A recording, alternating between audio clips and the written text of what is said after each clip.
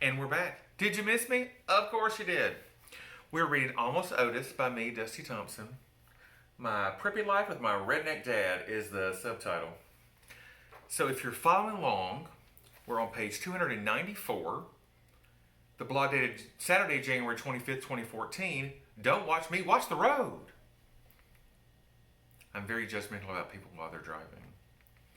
As my readers are among the most informed of the citizenry, you are no doubt familiar with the 10 and 2 rule for hand placement on a steering wheel while driving. Left hand at 10 o'clock, right hand at 2 o'clock. 10 and 2.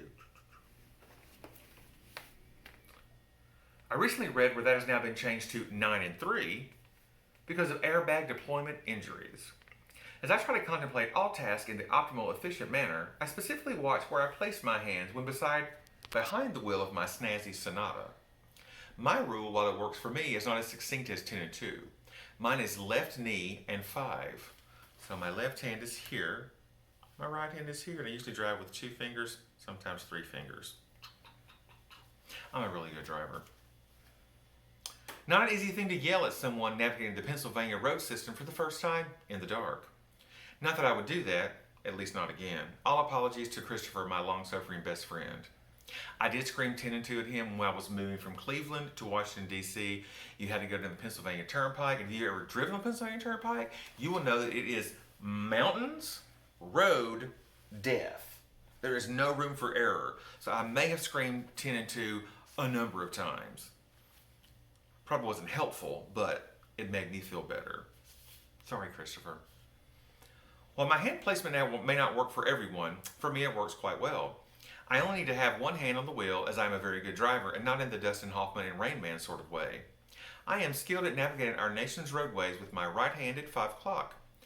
I need, do you hear me, need to have my left hand free to perform any number of motions from gesturing, both Christian and not, to directing the imaginary orchestra playing through my synced Bluetooth iPhone situation of some sort per the 11-year-old who sold me my car.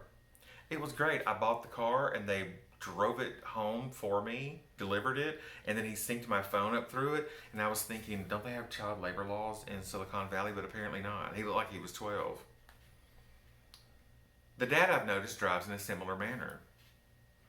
Outside of the conducting, there are other moments of necessary choreography such as snaps, claps, nose scratches, hair touch-ups, and the like. Now, I don't do any actual movements which would take my eyes off the road, no matter what others may say viciously behind my back, Will Coy and Matt Montano, and after last Thursday night, Chandra and Alice, lies, I tell you. Emphatically lies. In these times, it is sadly more common than I would like to see many of my fellow motorists driving while they do all manner of inappropriate things, like the young lady who was semi-successfully navigating Highway 101 beside us as several friends and I made our way into the city for dinner and to show Beach Blanket Babylon. At this time, I was living in the San Francisco Bay Area, and people in San Francisco cannot drive. Do you hear me? LA traffic is annoying and slow. San Francisco people apparently drive with their feet. I don't know. Like other multitasking trailblazers, this modern-day Sacagawea was attempting to flat iron her hair and drive. Yes, that's what I said. Don't get me wrong, her flat ironing skills were not in question. She was doing her hair. Her ability to operate semi-heavy machinery, her Toyota Corolla was bigger than a bread box, but only just. Whilst hair doing was not as strong. I dare say she is the intended audience for some of those ridiculous instructions you find on items such as do not use in the shower on a blow dryer or not to be eaten while seated on a toilet, which I have had to write on all the food containers in my home.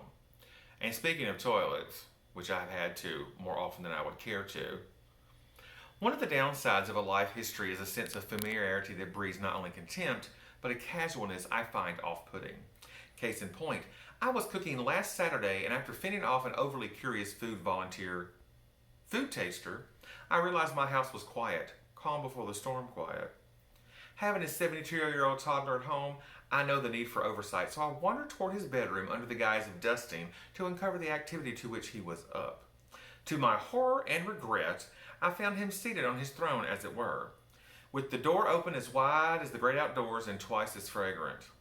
I swallowed all my sarcasm and disgust and said, I'm just going to, yeah.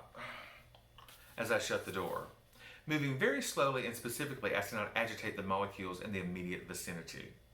I metaphorically fled back to the kitchen. I would have been more verbose, but withholding so much judgment takes a lot of effort, y'all. And that's one of the reasons I have been tired throughout coronavirus so far, because I'm trying to withhold judgment, but y'all people ain't wearing masks. Wear a mask. Please, and thank you. See you later.